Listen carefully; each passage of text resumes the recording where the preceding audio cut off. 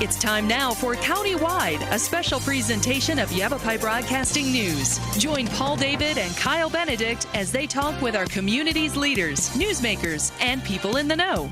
You'll hear about the hot topics that affect all our lives in Yavapai County. And now here's today's Countywide. Welcome to Countywide. I'm Paul David. It's always great to have you in studio today. We've got Yavapai County Emergency Management in studio today. Denny Folk. Yes, sir. Welcome back. And Marcy Slay. She's the lead PIO. Welcome Hello. to the studio. Thank you. We have not had you here yet. No. You are a stranger to us. Not so much, really. But Marcy, you'll probably be hearing on the air more, I would imagine, right? Because you're lead PIO. So what does that mean for you?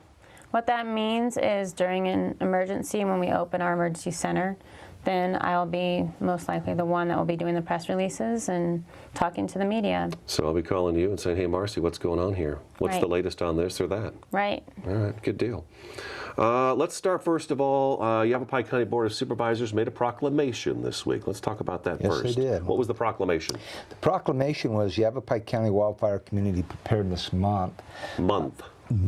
What they wanted to do is to make sure that folks were very well aware of the things that they could do to mitigate fire and the effects of fire, and also allow folks the opportunity to also prepare for evacuations well in advance. So the Yavapai County Board of Supervisors wanted to highlight the importance of preparedness for the month of May.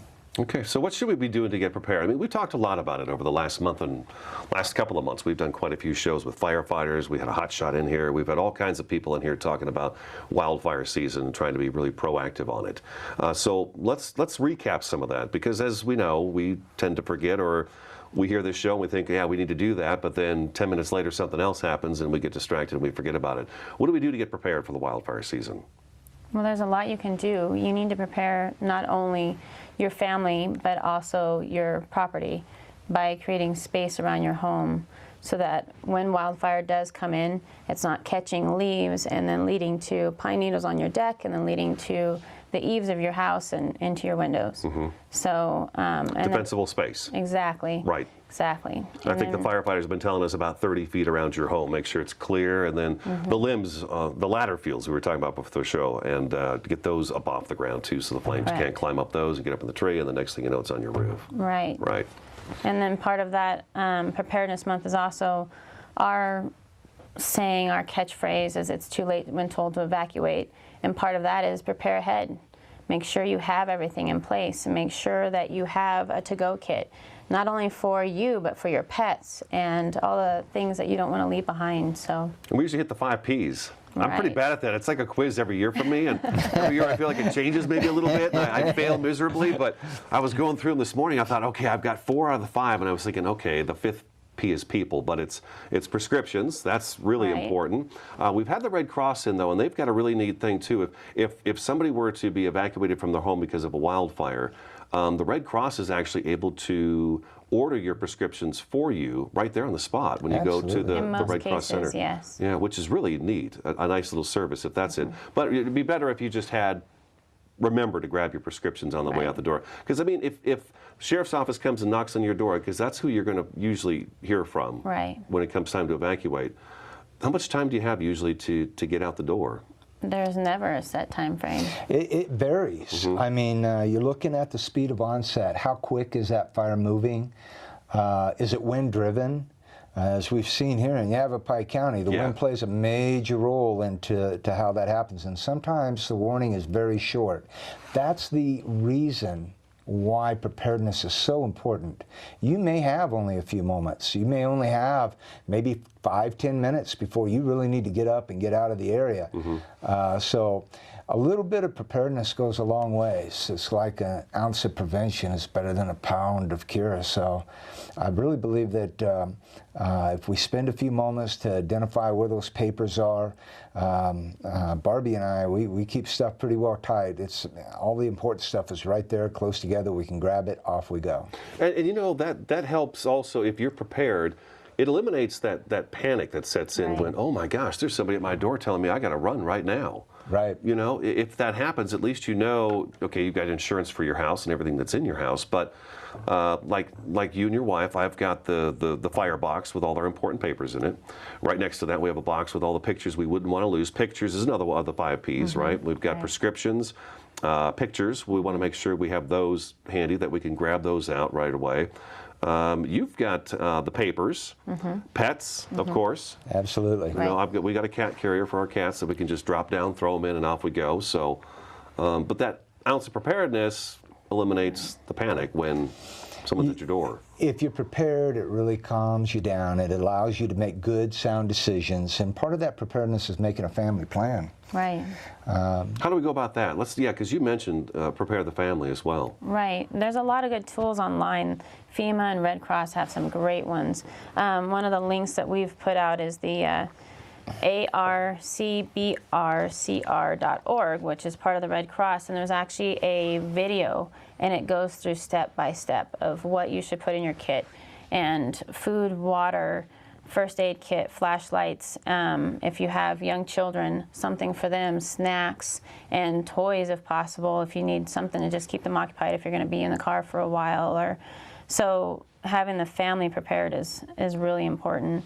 On going back to the pets real quick, one of the things that we also try to tell people is not only pet carrier, but then also think of your livestock, your larger animals. Good point. And having transportation ready and standing by. If you don't own your own trailer, try to have a list of someone that you could get one from, because that's really important when it's time to go. It's not just the little pets. That was a big deal during the Dose and Yarnell Hill fires. Absolutely. But again, everybody came together and, you know, Preston immediately became like when this we seen livestock. that the livestock were being impacted,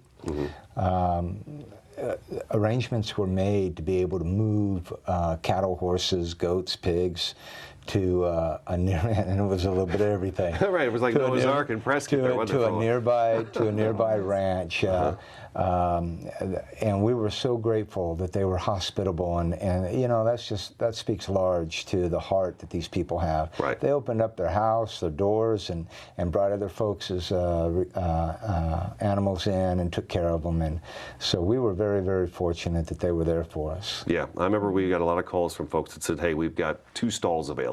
Right. If somebody's got a couple of horses, they can bring them here and they could drop them off, we'll take care of them, and then they can worry about what's going on with their house and their property and stuff like that. So, speaking of pets, we've got a wonderful group in Yavapai County that actually sets up right next door to the Red Cross. I'm trying to remember the name of the group. Animal Disaster Services. Animal Disaster Services. Are they all set and ready to go? And we should probably get them to come in here and do a little show and talk with us too. They do exercises pretty regularly. They'll do activation exercises. They're all the time looking for volunteers. And you talk about a wonderful group of people. These people have huge hearts. Whenever we had the fires that impacted Prescott for the Dose and the Yarnell Hill fire, these folks were activated. They activated shelters in conjunction with. If you're going to go to a shelter, your animals are going to be right there with you. So it's, we want to make sure that folks don't make decisions based upon the fact that their animals are not taken care of. We make sure that they're taken care of just like you will be. Awesome, awesome. So, okay, this forum that Denny and Marcy gave me today is going to be available later today. Yes. On their Yavapai County website, on the main page. You think? It most likely would be a link down at the bottom. It will be on the main page of our regional info-alert.org website. So that's the website we use for anything related to preparedness. And always we'll have messages up there, and also links to other sites that are helpful links. Okay, and give me the main link again. It's www.regionalinfo-alert.org. Okay, all righty. Let's take our first break. Yavapai County Emergency Manager Denny Folk in studio today, lead PIO Marcy Slay also. I'm Paul David. This is Countywide. Back in just a couple minutes.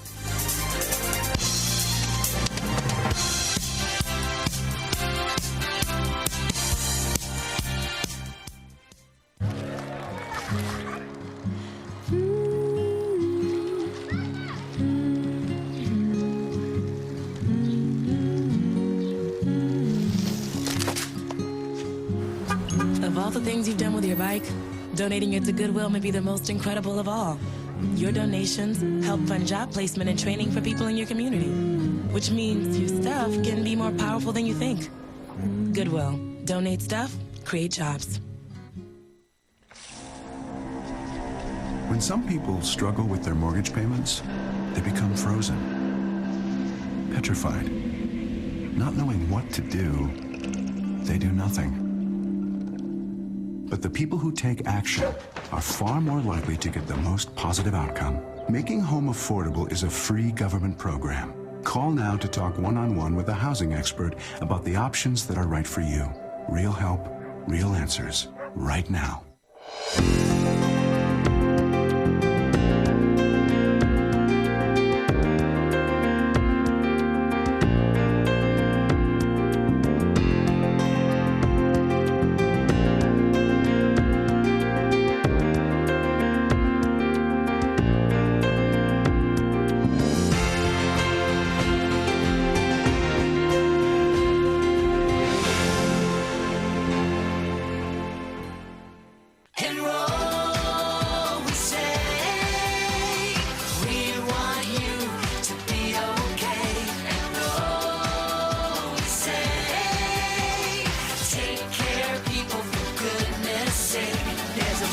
Every budget, so don't accept defeat. Now you can get covered and still buy me treats. You take care of your pets. Now it's their turn to take care of you. Visit getcoveredamerica.org to learn about your health insurance options.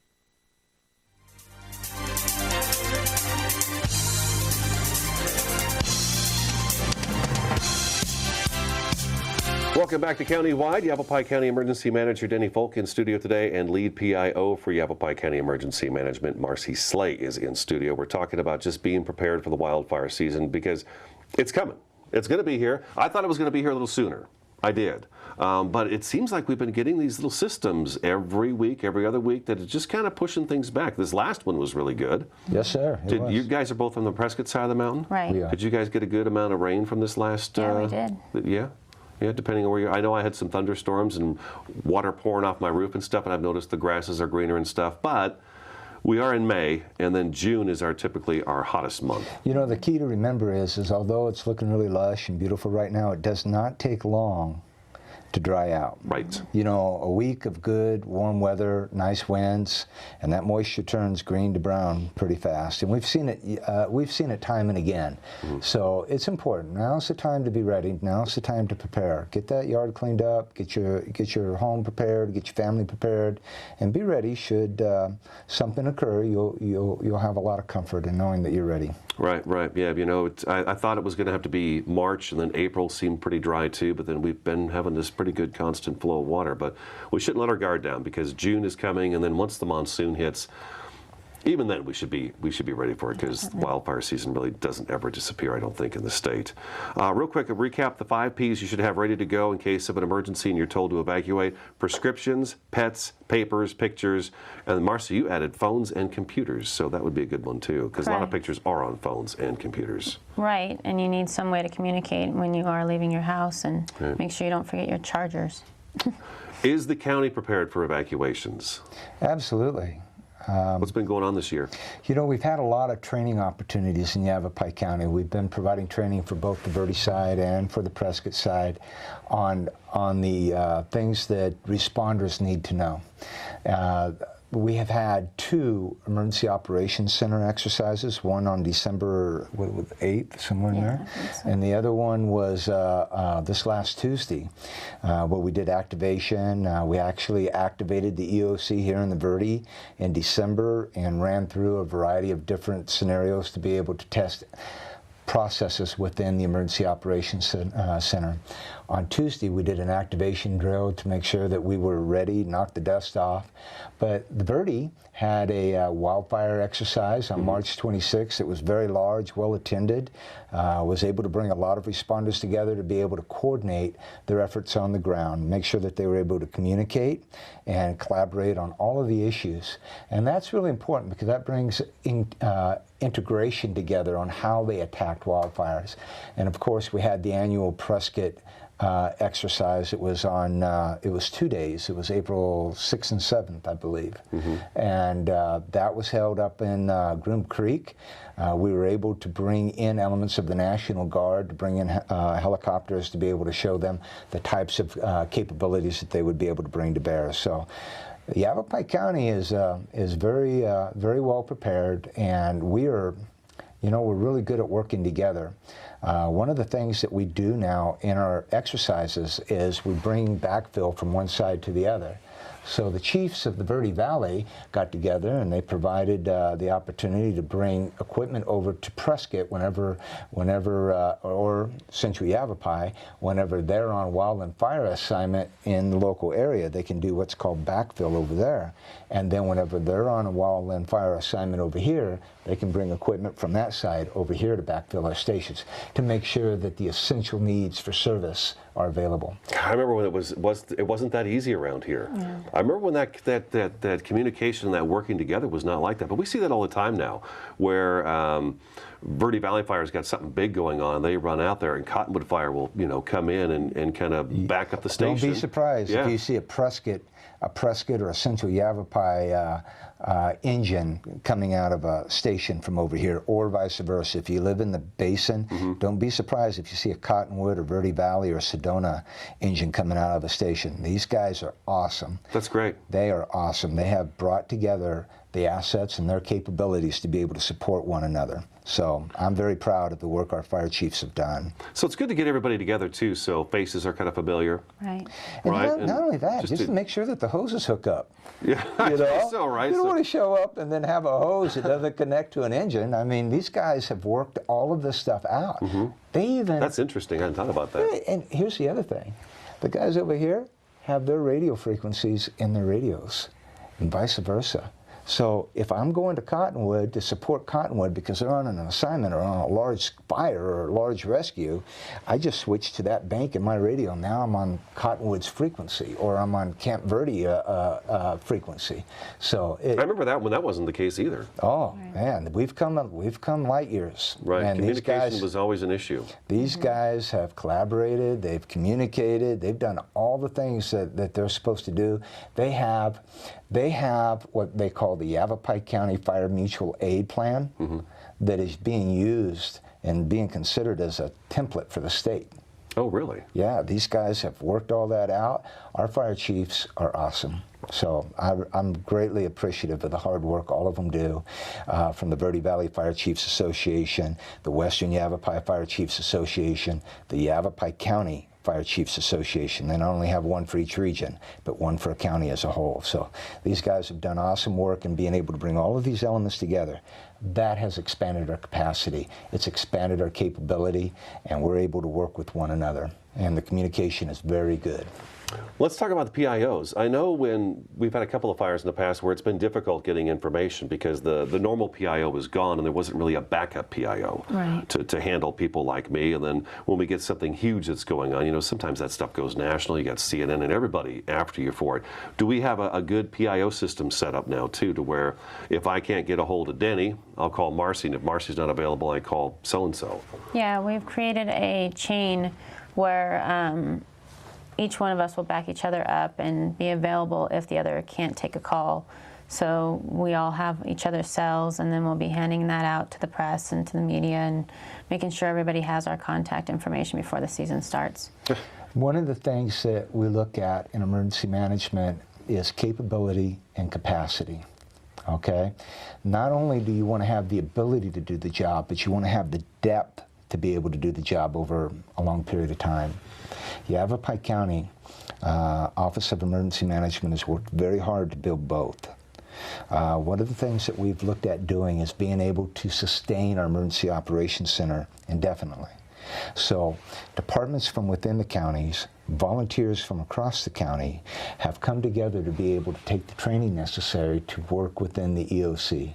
We have an A shift, a B shift, and a C shift, and what we try to do is to have 1 shift on, 2 shifts off, and rotate that so you would have 1 operational period on and 2 operational periods off.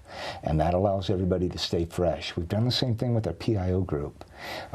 We've had 7 or 8 PIOs that are available to us, plus the greater network of PIOs from across the county itself. They're able to pull from that should they need it.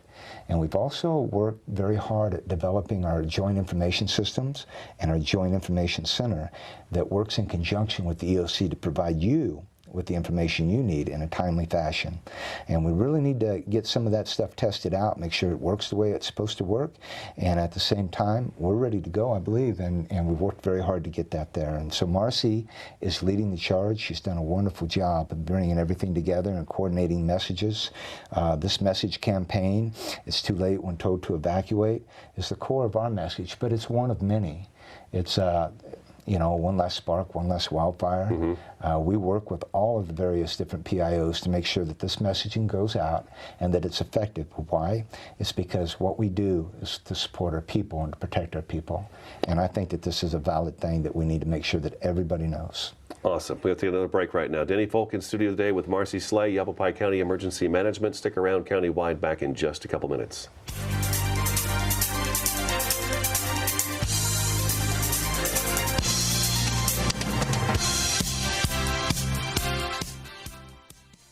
Right, mi cariño. So like I said, everything I learned about cooking, I learned from Grandma's empanadas. Shall we go again? Yep. Mix the beef with the onions with the peppers with the paprika with the garlic with the oregano with the cumin. Got it? Got it. Throw on the olives, stir, season, stir again, pour out the flour, roll out the dough, make a circle, drop in a fistful of filling, fold over, press down, and ta-da! Most parenting is hard to do in just 2 minutes. But 2 minutes twice a day making sure they brush is easier, and it could help save them from a lifetime of tooth pain.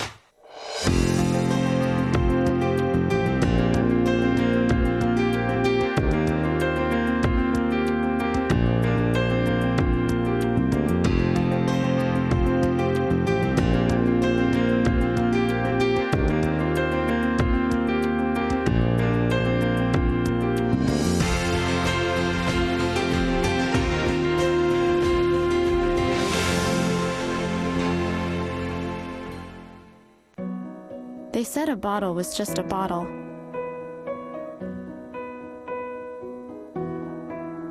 That no one would ever notice me.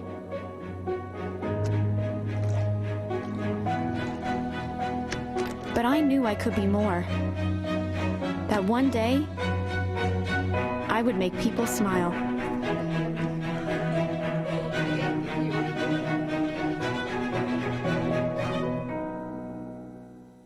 Why is my son having trouble in school?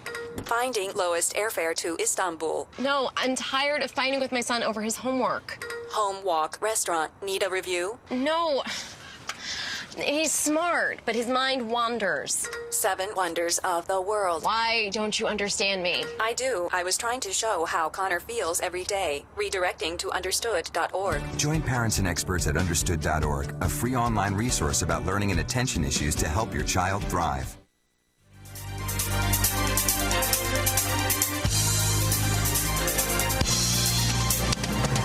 Welcome back to Countywide. We got about a minute left in the program. So it goes phone number 771-3321. Correct. That's a good phone number. And then we wanted, we wanted to make sure we let folks know emergency notification system. Yes. That became a really big deal last year. I think last year was the big deal for that. And so I've signed up for it. So, you know, it's really nice to get those alerts when something's going on. You guys just type in the information, right? And automatically is sent to everybody signed up for it. Right. In the affected area. Yes, sir. And that's a key point. Yeah. In the affected area. I'm not going to get junk that doesn't affect me. It's not like they're going to send me information about Northern California. Or a flood down in Phoenix or anything like that. It's going to be something that's going to directly affect the area that I live in, my home is in my property. Absolutely. Okay, so that's important. Regionalinfoalert.org, is that right? Yes. Regionalinfoalert.org is the website. Right. We also got a Facebook page. Oh, okay. Yeah, we keep up a Facebook page, and it's Facebook /YCOEM. Okay.